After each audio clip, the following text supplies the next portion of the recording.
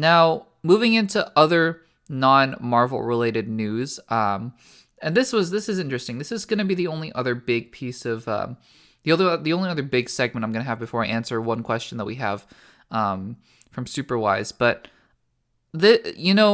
Christopher Nolan has been an icon in cinema for the past 2 decades. He's been one of the best filmmakers, I think, arguably, in cinema. He's made some awesome films. Obviously, the Dark Knight trilogy, Tenet was great. Dunkirk, Inception was fantastic. Memento, Prestige, all that sort of stuff.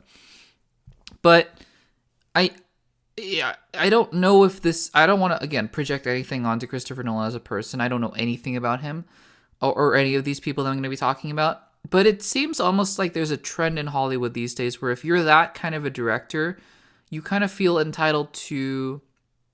I have to tread lightly here because this is not the point I'm trying to make. I'm not trying to say that Christopher Nolan is an entitled brat and that's why he moved to Universal with his movie. That's not what I'm saying at all. I just want to preface this by saying that it seems almost like at that point you feel entitled to be in control of your own movies rather than, trying to get it picked up by other studios. You see this with James Cameron as well, who's developing 70 billion Avatar sequels. Martin Scorsese as well. I'm not saying this is a good or a bad thing because they've earned it, right? They've earned that respect in Hollywood. I'm just saying that it exists and, you take from that what you will. But if for those of you who haven't heard the news, Christopher Nolan, who has been partnered with Warner Brothers for basically as long as I can remember, with films obviously like the Dark Knight trilogy, with Tenet, Inception, Dunkirk, Interstellar, he's been partnered with Warner Brothers, who has been financing and distributing his movies. After Tenet came out, he basically said, look, this is enough. We'll go into details in just a second. And I'm going to be shopping my next movie to other studios. And so sure enough, he did just that. And Universal is the one that won out. Universal will now be distributing and financing Christopher Nolan's next movie, which is going to be about Oppenheimer and the development of the atomic bomb. Which, by the way, look, it sounds like a fascinating movie. It's going to be great, I'm sure. But yeah, that's sort of the baseline situation. And so I think, what would be interesting to talk about is how do we get here and what does this mean for Nolan and what does this mean for Warner Brothers and other studios? And we'll get into more details in just a second. So for those of you who don't know, Tenet came out last year amidst the pandemic.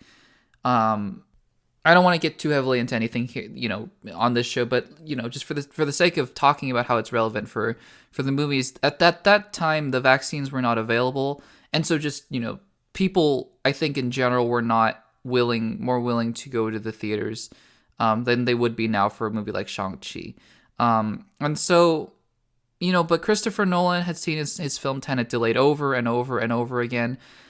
And finally, Warner Brothers was like, "Okay, look, we got to put it on HBO Max. Like, we're gonna do that with a lot of our other films. What do you want to do here?" And this is paraphrasing, and this isn't even like word for word. I'm just sort of recounting what I remember about the whole scenario. And he was like, begrudgingly agreed to put it. Like he basically forced their hand to putting it into theaters at that point in time. I believe it was October, maybe it was August or September of last year. But anyways. So Tenet comes out in theaters, and it doesn't do well. That's like the biggest no-duh, I think, in the history of anything. Like, it doesn't do well, because obviously nobody really wants to go to the movie theaters. I think if you put anything short of Avengers Endgame out in theaters, like, people at that point would not really have wanted to go as much as they would now. Like, I think a movie like Shang-Chi proves that now there's a little bit more. Like, if Tenet came out now, I think it would have done very fine. I think very well, given the circumstances of the pandemic. But Nolan obviously wasn't happy, and he wasn't happy with the fact that it also just went to HBO Max pretty shortly after, I think. And so he was unhappy. And so he decides, look, with the whole thing, and then the whole thing with Dune coming out on HBO Max and the Suicide Squad coming out on HBO Max on the same day sort of started to circulate, and then And people were upset, right? People were upset with Warner Brothers and HBO Max, so like not telling them that their films were coming out on HBO Max as well. And so I think Nolan just said, look, enough's enough. Like, I want a theatrical release for my movie. And I saw Tenet but I saw it on an iPad screen. And yeah, I mean, it wasn't the same. It was a good movie, but it wasn't, it wasn't the same. And so, like, I mean, if you see it on a laptop screen or an iPad screen, I believe I saw it on a laptop actually, but it's not the same as in the theaters, obviously.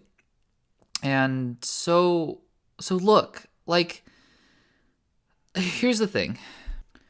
On the one hand, you understand why Christopher Nolan is upset, really upset with Warner Brothers, because I think at this point he's done so much good for Warner Brothers that it's impossible to ignore the fact that he does deserve that recognition and respect. On the other hand, people can also view this as a sort of like a dispute between him, like him just being one of those directors who is like, yeah, like I feel entitled. I feel entitled to do whatever I want because I'm Christopher Nolan. I'm not here to defend either one of them. Either Warner Brothers for letting him walk and not probably offering him what he wanted, or I'm not blaming Christopher Nolan. He wanted something that Warner Brothers probably didn't. And at the end of the day, that's what it is. You can make your own opinions and own judgments on that statement. I'm just here to talk about what happened and why it happened. And so what happened is that Christopher Nolan wanted his film to be in theaters. And Universal offered him that. They said, look, we're going to give you a 90 to 120 day theatrical release window. And that's what Christopher Nolan wanted. And clearly that's not what Warner Brothers wanted. And that's what's going to happen. So I think more so than the dispute itself, there are some implications here for the future of movie going, because I think Disney is confirming that there are going to be 45-day windows for films like Eternals, at least for now, as we're still in the midst of the pandemic. I think that filmmakers want to return to the traditional 90 to 120 days release window. I also think that, look, it may never come back to a full sense of normalcy, but I think that it's good to at least know that you want that, because I think that is the way that movies are meant to be seen and should be seen, like in the theaters for as long as possible. That being said, with what's happened over the past 2 years, I think that the theater industry has changed forever. I sincerely think that the 90-day theatrical window is no longer going to be a viability for a long time. And so I think it's good for Nolan that he wants to try for it, and I think it's interesting that Universal is the one who is willing to give it to him, just to have his movie be with them. Because again, that's the kind of prestige that Christopher Nolan has. At the same time, I just don't know under what circumstances Nolan is going to be releasing his movie. And honestly, if you wanted to hear my honest thoughts, I just don't think that it's going to be that viable. Like, I think that by the time it comes out, I just think that the 90-day theatrical window is going to be dead. I think that it's not going to happen.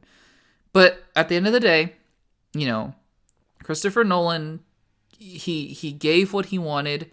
Sorry, he asked for what he wanted from Warner Brothers, I'm going to presume. They said no. I'm going to assume, or they didn't offer him enough. Nolan walked, and he went to a studio that wanted to give it to him. That's all it is, really. Like, and again, I'm not a professional business marketing analyst or anything like that, financial analyst, but I think it just comes down to people wanting different things and moving on. So I think for now, just good for Christopher Nolan. Warner Brothers probably lost out on their biggest talent, but they have a different plan in mind, and we'll see where that goes.